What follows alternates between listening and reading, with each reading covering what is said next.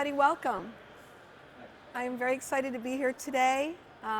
It's my first time at NECANN. It's my first time speaking here at this event, so I'm thrilled to be here. Thank you all for attending. We should have a little time together, and at the end I'll leave time for lots of questions.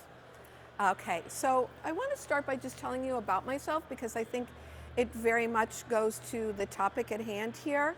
So my name is Beatrice Stein. I'm the founder and director of Hospitality Pathways, which is a nonprofit that trains people who are economically marginalized for jobs in retail cannabis as what we call bud tenders, retail associates, whatever term you want to use for that. I come from the hospitality industry. That's my background. I was born and raised in the restaurant industry. When I was 3, my parents bought a hot dog stand, named it after me, called it Little Bees, and kind of sealed my fate in restaurants. I've worked in restaurants and hotels my entire life, more in the front of the house in operations. You really don't want to see my knife skills in the kitchen. That's not my area of expertise at all. But host, runner, busser, server, bartender. From there, I moved into management. From management, I moved into training and development. From training and development, I moved into consulting. And from consulting, I started up the nonprofit. Originally, the nonprofit was to train people for jobs in restaurants, to be a host, a runner, a busser, a server. And then COVID happened, and there were no restaurants, and nobody really wanted to work in restaurants anymore because of the bad rep restaurants got. And recreational cannabis was becoming legalized in New York, and I started to do some research and realized that the same skill set that you need to be successful in a restaurant is the same skill set you need to be successful working in retail cannabis. And so I created this program that trains people for bud tenders. It's a 4-week program. They get training from seed to sale on cannabis knowledge through green flower modules.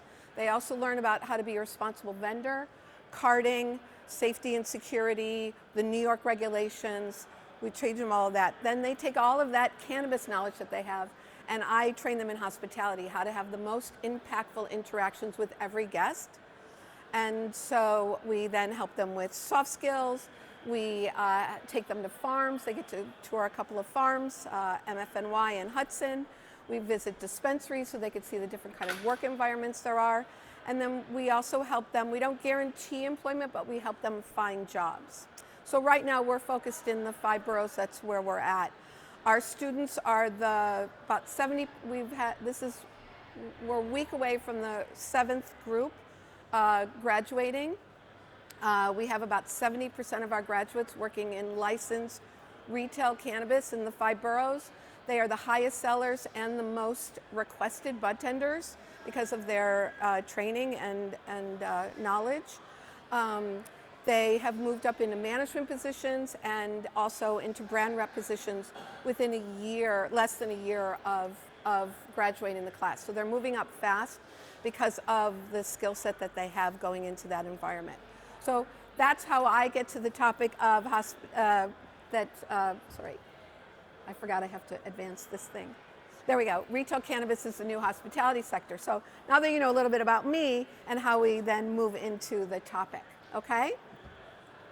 So cannabis is linked to hospitality. So in restaurants, servers and bartenders are the salespeople. In retail cannabis, it's your bud tenders, and I'll use that term a lot. So if you call them retail associates or dispensary associates or whatever the title is, but I'll just use the term bud tender. So is a bud tender. It is exactly the same skill set that makes them successful. The power, these are power positions in any establishment because they can make or break your sales. They have the power to entice people to come back and to up the sales, and they also have the power to destroy your sales if they do a lousy job. So they are quite powerful positions in these, and the restaurant businesses figured this out a long time ago, obviously. They've been around a long time. I think retail dispensaries are still catching up to that, but these are definitely powerful positions in the industry. So cannabis market growth, I just want to talk about that for a moment. New York markets, as we all know, between 23 and 24 saw huge growth in the dispensaries. In 2023, 150.9 million. In 2024, we're going towards $1 billion or more, according to their estimates. In 23, there were 32 dispensaries. Now there are 210. I think it's now up to 216, actually, since I created this. Does anybody know that number? But I think it's higher than 210, I think, at this point. And the increase in the dispensaries and the decrease in the illicit market, the slight, let's be real here, the slight decrease in the illicit smoke shops and whatnot has definitely impacted sales in retail cannabis.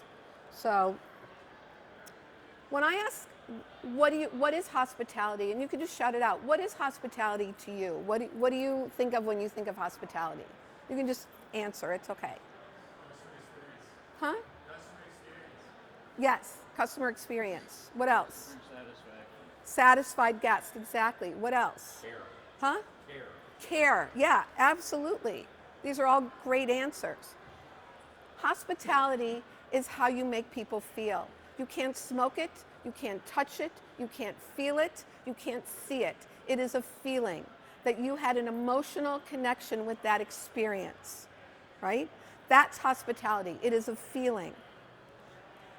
It's a connection to guests, and it'll help create loyalty, and we're going to talk about that a little bit more in a minute. This is the crux of what hospitality is. It is how you make people feel. It is 100% selfless. It is about the guest experience and the guest having the best experience. And you'll notice I use guest instead of customer. A guest is a quick transaction, no connection, no emotional connection, no hospitality. Where a customer is that. I apologize. A guest is that connection. Someone you welcome into your home. You make them feel good. You make them feel like they're heard, that they're seen, that they're important to your business. That's the guest. So I always use the term guest. And I use it all the time with our students also. We don't use the word customer. We use the term guest. So it is selfless. It is not about you. It is about the guests. And everything that you do, if you own a dispensary or you're getting a license or anything like that, how you design your store, how you do your display, all of that is focused on the guest. Who you hire, who's going to represent your company and your brand. Those are all part of you taking care of the guest. Okay? So raise your hand if you've ever helped someone up the stairs with a baby carriage. Right? Have you ever opened a door for someone? Yeah, exactly. Have you let someone go through a door first? I hope we all have done that, right, at some point. Have you helped someone you didn't know was something heavy? Cool, all right. Held an umbrella for someone getting in and out of a car or a cab or a building or something like that. That's a tough one. And have you helped a coworker who was struggling without them asking, you jumped in and gave them a hand, right? Those are what I call hospitality moments. Those are moments in our life where we see something that we can do something for someone and we make that connection, a quick connection. We want those kind of moments in your retail experience. We want those hospitality moments where you see something and you're able to connect to someone for just a quick, whether it's a 5-minute transaction, I'm coming in, I want the highest THC flower, don't talk to me about anything else, go. And the person who's like, oh, I'm curious about legal weed. I've never consumed since I was a teenager. Can we talk about it, right? So you're going to get that span there. So those hospitality moments can be either that quick transaction or even the longer ones. Okay, so this is key here. Curiosity brings people into any establishment once. They're curious, it's new, they're checking it out. To get them to come back is really hard work. That first impression, that first experience in your store is what'll make or break whether that experience continues on and that you're getting a loyal customer here, okay? Every dispensary in New York offers the same product. How you curate your products and what you choose, but it's the same vendors, it's the same pool of products. I think there's 450 different vendors right now is what I've heard recently. So, but you all have the same thing, whether you have more or less, you have few of these and more of those, whatever it is, it's the same product. So you're competing against all the other dispensaries in that way. We know from Manhattan, people will travel. You live in Brooklyn, you're going to go get pizza in Queens because it's well-known pizza or whatever. So people travel, like they'll get in their car, you know, upstate and drive somewhere where they're getting the experience that they're looking for, as opposed to just going where it's local if they're not getting that experience. So what makes the dispensary stand out is not your products, because those are everywhere. It's the dispensary staff and making meaningful connections with each and every guest. Does that make sense? Yeah, because that's your key. Your staff is what makes that connection. The products are the products. So we talk about the difference between a satisfied guest and a loyal guest. Okay? And a lot of people go right for satisfied. Oh yes, we want the guests to be satisfied. But if you think of it this way, a satisfied guest gets just what they came in for. If you walk into a restaurant and you're hungry and thirsty, you're going to get food, beverage, and the check.